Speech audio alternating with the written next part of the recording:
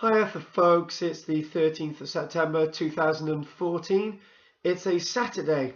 Has it been an unlucky day today? I think the number 13 is really lucky for me. So two things today.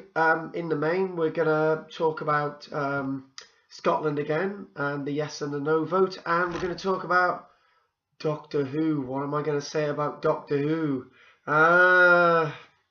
Don't know. Anyway, let's look at this. The poll in Scotland is we had the poll a few days ago saying that the yes vote was in the lead. It's sort of gone back to the no vote, and today the polls have all been put together, and it's so close to call.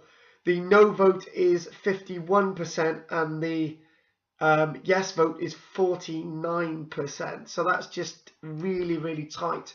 There's literally a few votes in that. There really is. So it's really tight. Personally, been thinking about this again a lot, and watched the last night of the proms. Been watching a bit of TV this evening. The news last night of the proms, Doctor Who, and on the iPlayer, and it made me feel again about the sense of being British and then Welsh. The idea of feeling British, feeling that we in Wales and Scotland are the original peoples of this island, whether we're black, white, Asian, whatever. If you're living in Wales and you feel British, whoever you are, I feel very British. So it's a different feeling than feeling nationalistic. I've got that sense that we're on this island, but that's me. And I've been watching the news the past few days, and one thing that I feel is that coverage, particularly from the BBC, has been very, very biased. They always talk about these big companies saying no to Scottish independence, and I think it's been very biased. It hasn't shown in the polls, and the biasness hasn't really been explained.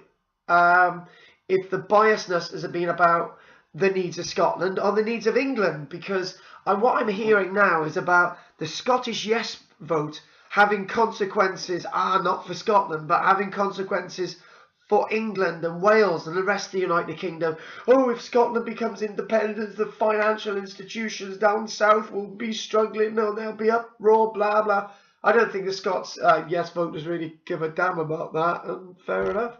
So it's more about, and I think the Scots realise that the effect of the yes vote in Scottish independence, the Scottish people actually realise that, if it affects the English, who cares?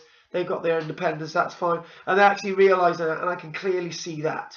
Jake, oranges. Answer, orange. Orange better than orange juice. It's fresh and it gives you more energy. Believe me, I should know, Jacus. My son Owen's been very much into his BB gun thing, and he's getting a group of people together, and we're going to bang, pew, pew, pew. I got a couple of people as well, so yeah, that's what we're going to do. He did a nice BB gun video last weekend. He's not with me this weekend, but I got my little daughter Emily with me this weekend. She's just gone to sleep. We bought some DVDs today, and we haven't really bothered watching them, and she ate the snacks whilst we're meant to be watching the DVD. Anyway, DVDs, yeah, because we went shopping today. And I'm collecting my big cloak tomorrow, so we'll see, my really expensive Macedonian cloak. So I'll be getting that tomorrow. I'm really looking forward to that. And, right, the final thing tonight, Doctor Who. What can you say? It was a bloody masterpiece. It was the best Doctor Who I have seen in ages. I thought Peter Capaldi was absolutely awesome. It brought Doctor Who back to bit of Eccleston, bit of McGann, bit of Tennant, bit of the old Doctors, wow, bit of mystery. And it was very much like the old Doctor Who's. A bit of a masterpiece because it was reliant upon three characters. Peter Capaldi, Doctor Who, Jenna Coleman, Clara, and Samuel Anderson, Danny. I'm not really sure about Samuel Anderson and Danny. Doesn't really fit, but it goes into some of the stuff that David Tennant was doing with like the third character thing. Should we have him in a TARDIS? Should we have him outside the TARDIS? Friend of the assistant, usually Rose back then. But it's padding out, and it really, actually, to be honest with you, I liked it so much. I was gonna watch the news because I forwarded it or rewinded it, whatever, on iPlayer. But I thought I couldn't watch the news. I have to watch the Doctor Who. First time that's happened. So for a Doctor Who, if I want to compete with Jake on this, the season 8, episode 4, I'm not going to do a separate one on this. If I want to compete with Jake on this, I would very much say that this is probably 8, 9 out of 10. So absolutely awesome. So I really enjoyed that. I actually lost reception on my cam then, so I don't know if it was okay, but looking at that, 9 out of 10, I absolutely loved it. And if there's another episode like that next week, which is actually looking like it might be not, because there's a lot more characters in it, I think it might go back to what am I thinking about?